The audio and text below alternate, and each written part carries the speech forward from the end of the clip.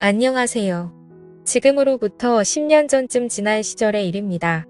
제가 원래는 서울에서만 쭉 살았었는데 당시에 개인적인 문제도 있고 해서 경기도 쪽에서 살게 된 적이 있었습니다. 그쪽이 약간 다문화 그런 쪽으로 유명한 곳이었어요. 그래서 처음에 이사를 갔을 때는 동네 구경을 한번 해보고 싶었습니다.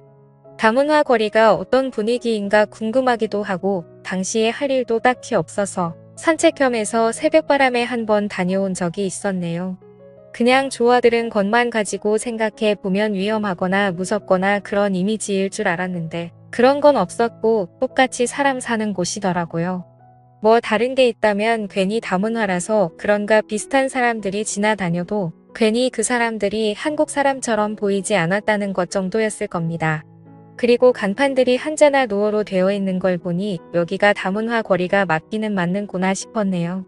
간판으로 보나 거리 분위기로 보나 약간 예전에 즐겨보던 홍콩 영화 한 장면도 생각나고 좋더군요. 저는 좋아하는 분위기라 괜찮은데 이 동네가 위험하다는 그런 인식이 생기는 이유가 아마 같은 한국 땅인데도 다르게 보이는 위화감 때문이 아닐까 그런 생각을 했습니다.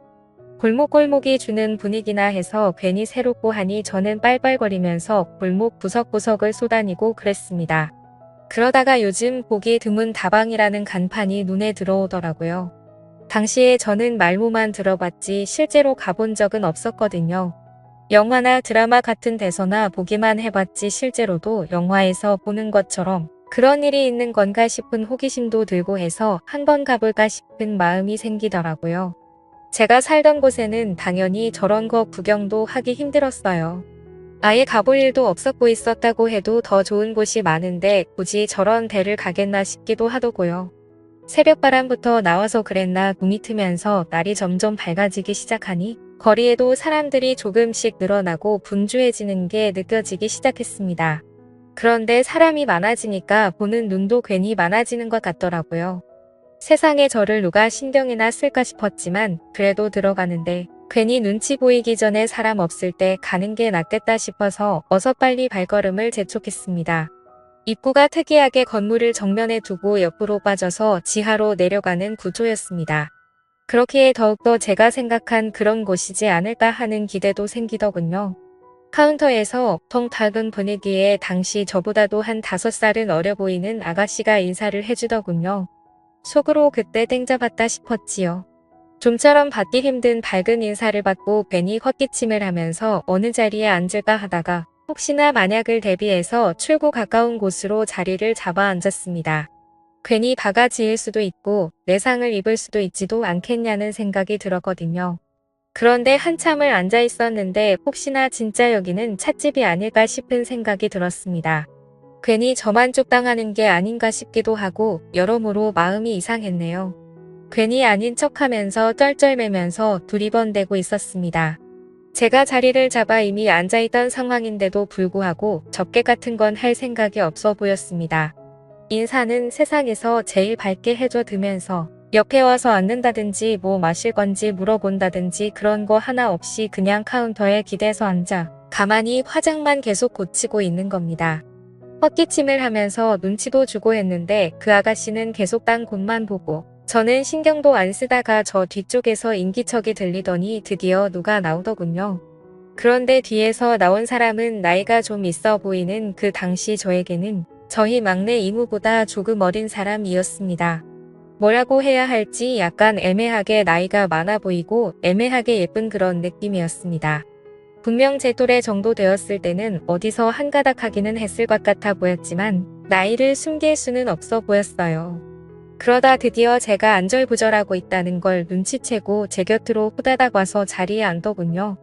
그러더니 저한테 뭐 마실 거냐고 물어보더라고요. 쟤는 온 지 얼마 되지도 않고 돈 벌 생각도 없어 보인다고 하면서 대신 사과까지 해주더라고요. 솔직히 이제와 생각해보니 그 아가씨는 제가 마음에 별로 안 들어 보였고 그래서 이 이모한테 저를 떠넘긴 게 아닌가 하는 생각이 듭니다. 아무튼 저도 어디서 본 건 있어서 진하게 커피 한 잔 좀 타달라고 이야기했습니다. 그런데 그 누님은 주문을 받았는데 커피를 만들러 가지는 않고 오히려 저를 보더니 저를 오빠라고 부르더군요. 그러더니 내 것도 한 잔 사줘야 하는 거 아니냐며 친한 척 물어왔습니다. 솔직히 한 잔만 사야 하는 게 아니란 건 알고 있었는데 누가 봐도 이모벌 되는 사람이 저한테 오빠라고 부르는 것부터가 조금 그랬거든요. 그래도 그때는 주문을 받는 게 아니고 이 사람이 분명히 여기 사장님이 아니겠냐 싶었습니다. 오빠라고 했던 건 제가 여기 와서부터 꽤나 오랜 시간을 대기를 하고 있었으니 제 기분을 풀어주기 위해 그런 게 아닐까 하는 생각이 먼저 들더군요. 확실히 입구에 있던 아가씨는 제 스타일이었기도 하고 일하기 귀찮아하는 그 사람을 커피를 시키고 나면 제 옆에 앉혀주지 않겠나 하는 기대도 들어서 1시간 커피값 치고는 꽤나 큰 돈이었지만 지불을 했습니다. 그때부터는 괜히 긴장도 되고 그래서요. 아침에 마실라 온다고 괜히 너무 후줄근하게 하고 온 건 아닌가 싶기도 하고 문곡도 괜히 떼고 그러면서 긴장하고 있었습니다. 괜히 숨이 깊게 들어가고 손도 살짝 떨리고 그러더라고요. 그런데 그 기대가 무색하게 그 젊은 여자는 카운터에서 여전히 관심 없는 듯 턱을 괴고 있는 상태로 딴 것만 보고 있고 그 이목을 대어 보인다는 분이 뒤뚱뒤뚱 커피랑 이런 걸 챙겨서 가지고 오더라고요. 컵받침이랑 짝이 다른 데다가 입까지 조금 나가 있는 커피잔을 보니 커피 맛 또한 하나도 기대가 되지 않았습니다. 그런데 커피잔이 입에 닿자마자 저도 모르게 우아하고 감탄을 해버렸네요. 커피를 그렇게 잘 아는 사람은 아니지만 그 커피 맛만큼은 제가 어디서도 단 한 번도 입에 대본 적이 없다고 해도 무방할 정도로 이것보다 맛있는 커피는 없다고 단언할 만큼 독보적인 맛이었습니다. 인스턴트로 이런 맛을 어떻게 내는 건지 싶을 정도로 감탄이 다 나오더군요. 잠깐 커피 맛에 너무 심취한 나머지 옆에 그녀가 앉아있던 것도 잊은 채 커피만 마시고 있었습니다. 그런데 따뜻한 커피 때문인지 긴장이 풀려서 그런가 괜히 날카로움도 좀 누그러졌어요. 그러니 제 옆에 앉아가지고는 저를 지그시 바라보던 그 누님이 다르게 보이더라고요. 가까이서 보니 화장이 조금 진한 느낌이 있긴 하지만 입술도 새빨갛게 칠해서 그 당시 제가 주변에서 보던 또래 여자친구들에게서는 느껴본 적이 없는 그런 매력이 있더라고요. 그러니 제가 처음부터 여기에 온 이유도 뭔지 기억이 나기 시작했습니다. 커피를 마시러 온 게 아니라 체험과 경험을 위해 왔다는 것을 말이죠. 그렇게 생각을 고쳐먹으니 계속해서 그녀가 예뻐 보이기 시작하더라고요. 이 누님이 풍기는 분위기가 그냥 그런 게 아니고 당시 저 같은 애송이는 마음만 먹으면 헤어나이지 못하게 만들 것 같은 연륜에서 나오는 무언가가 있었습니다. 그러니 오히려 저는 더더욱이 긴장이 되기 시작하더군요. 그때부터는 카운터에서 딴청 부리고 있던 제 스타일의 여자는 눈에 들어오지도 않았습니다. 그 누님이 제가 아직 20대라는 걸 알고 나니 혼자 까르르 웃으면서 오랜만에 젊은 기운 받네 하면서 기뻐하더라고요. 자기한테 저만한 조카가 있다고 하는데 정말 이모벌이 맞았나 봅니다. 그리고 이어지는 질문 공세가 마치 호구 조사를 하는 것 같았습니다. 이 누님이 물어보는 말에 저는 따라가지를 못하고 계속 네, 아니요 하면서 단답식으로만 대답을 했습니다. 그런데 누님이 제가 따라오질 못하니 지루해졌는지 어느 순간부터 질문을 하면서 테이블 건너 벽에 걸려있는 텔레비전으로 계속해서 시선이 옮겨가더라고요. 얼마나 정적이 흘렀는지 저한테는 커피값에 포함된 1시간 중 몇 분 안 되는 시간이었는데 이대로 가다가는 가만히 단답만 하다가 가겠다 싶어서 안 되겠다 싶었습니다. 그래서 누님한테 커피 한 잔 더 마시고 싶다고 1시간 정도 더 있다 가면 안 되겠느냐고 조용히 말을 걸었지요. 누님은 제 말을 듣더니 피식하고 저를 깔보듯이 웃더군요. 장소가 주는 묘한 분위기와 누님이 앉아있는 저를 위해서 아래로 내려다보며 짓는 미소에 그 새빨갛게 칠해놓은 입술까지 3박자가 다 들어 맞아떨어지니 점점 제 시선은 오갈 곳을 잃고 심장은 쿵쿵거리며 뛰기 시작했습니다. 누님이 커피를 제 앞에 내려놓는데 한쪽 뺨으로 웃으며 저를 시선으로만 훑어보더라고요. 제 앞에 내려놓은 커피잔에는 커피가 없는 빈잔이었습니다. 누님은 제가 커피가 없는 걸 확인하고는 나갈까?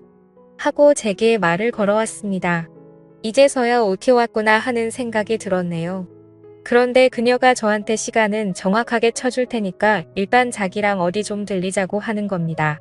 무슨 급한 볼일이라도 있는 줄 알았는데 길가에 붙어있는 청과점에 들어가서 야채를 몇 개 사더라고요. 오늘 집에 뭐 음식 좀 해놓아야 하는데 이러면 곧바로 퇴근하면 시간이 딱 맞댔다면서요. 참 그때 반성을 한 게 이 사람들 또한 삶이 있고 인생이 있고 가정이 있는 사람들이라는 생각을 했다는 점이에요. 먹고 사는 게 다 똑같은 건데 당연히 일상이 있을 거라는 그런 생각은 안 했던 거죠. 그리고 나서 향한 곳이 저희 집입니다. 아무래도 공간이 있어야 할 텐데 원래는 저도 아무리 혼자 산다지만 집까지 끌어들일 생각은 없었거든요. 그런데 먼저 집으로 가자고 물어보니 거절할 수가 없었습니다. 집의 문을 열고 들어오니 곧바로 아까까지의 모습은 온데간데 없고 마치 마트에서 장보고 돌아온 신혼 부부 마냥 눈빛부터가 돌변하더군요. 그렇게 그녀와 저는 연인처럼 시간을 보내었고 저는 깜빡 잠이 들고 말았죠. 얼마나 잔 건지 모르겠는데 부시럭대는 소리에 잠에서 깨게 되었습니다. 그런데 당연히 돌아갔을 줄 알았던 그녀가 제 부엌에서 아까 전 사온 재료들을 가지고 음식을 하고 있답니다.